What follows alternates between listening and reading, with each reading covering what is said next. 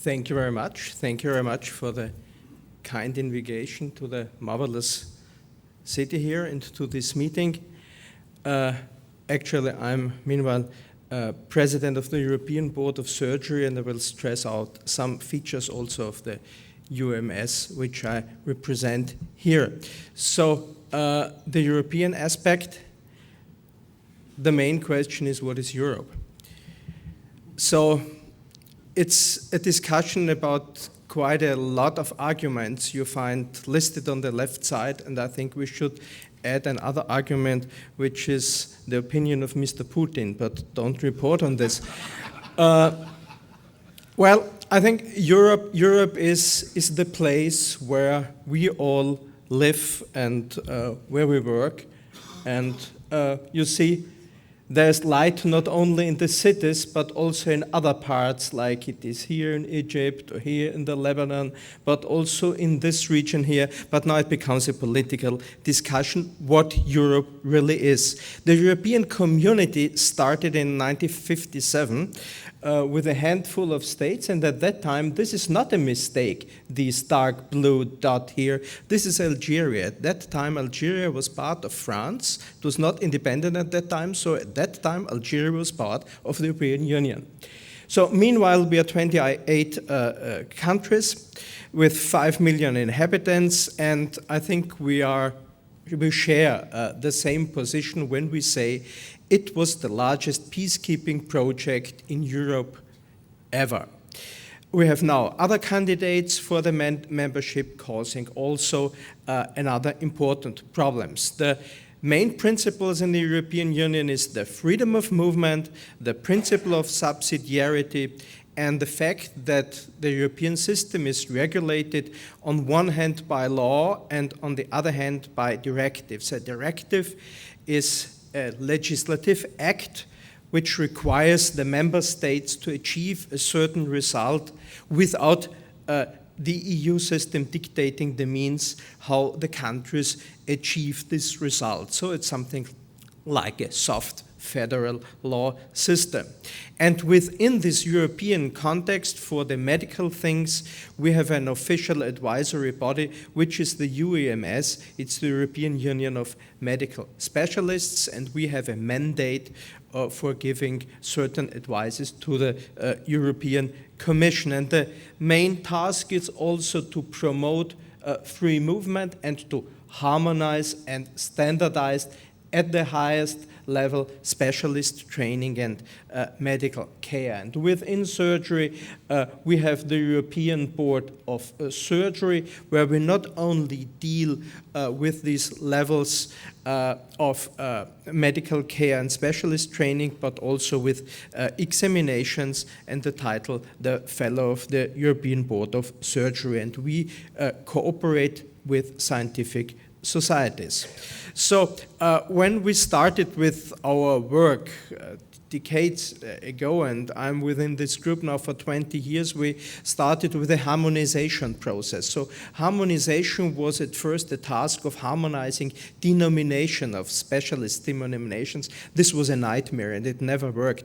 Also, the harmonization of educational contents didn't work because it all ended up at a very, very low common denominator. Why? Because in one country, thyroid surgery is in general surgery, and in another country it is not. In one country, flexible gastrointestinal endoscopy is in general surgery, in another country is not. So the lowest common denominator during this harmonization process turned out to be something very useless. So we switched more to a standardization process to set standards of medical education and training more based on contents and not on denominations. And we set standards for the qualification by producing the board examination and the board fellowship. For the content of training, we produced the paper, the training requirements for general surgery. It now comes into this legislative act, into the new EU directive. So when we go directly to the problems of surgery we have in Europe, point number one is what is Europe? So is it only the European Union? We think it's far beyond that, because in the European Medical Association we have not only EU countries but also non-EU countries like Switzerland and Norway. We have also countries from apart from the Mediterranean, from North Africa and from Near and Middle East.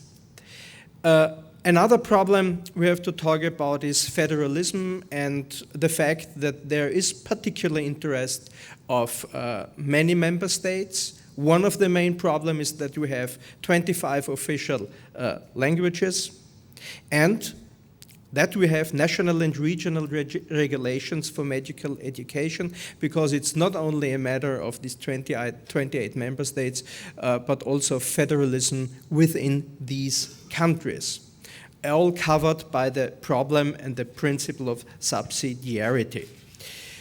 So the next problems we face in Europe are the demographic changes. People become older.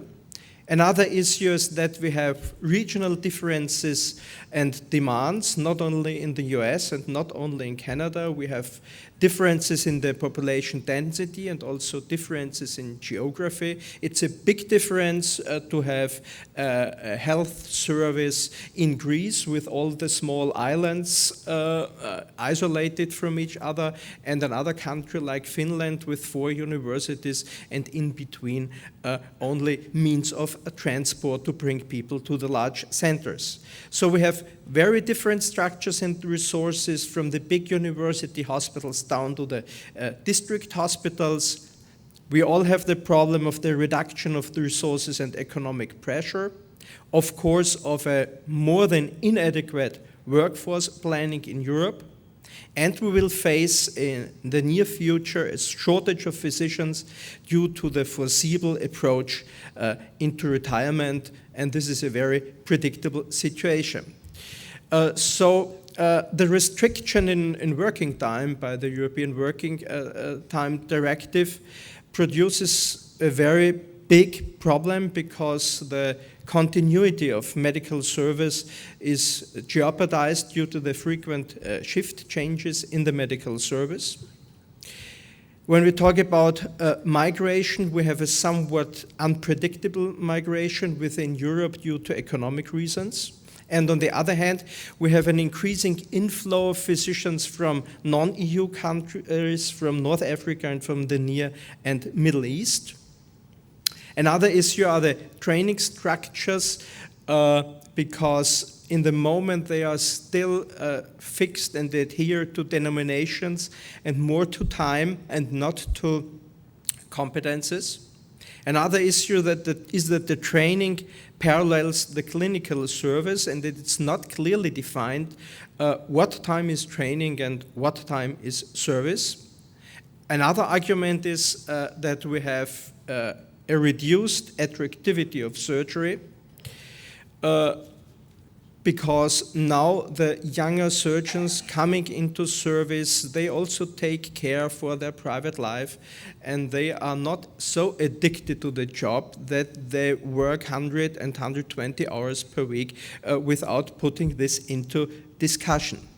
And another big issue is a large quantity of time-consuming non-professional activities for the junior surgeons, where they have to fill out quite a number of documents, statistical orders and reports, and that stuffs, and this time misses during training.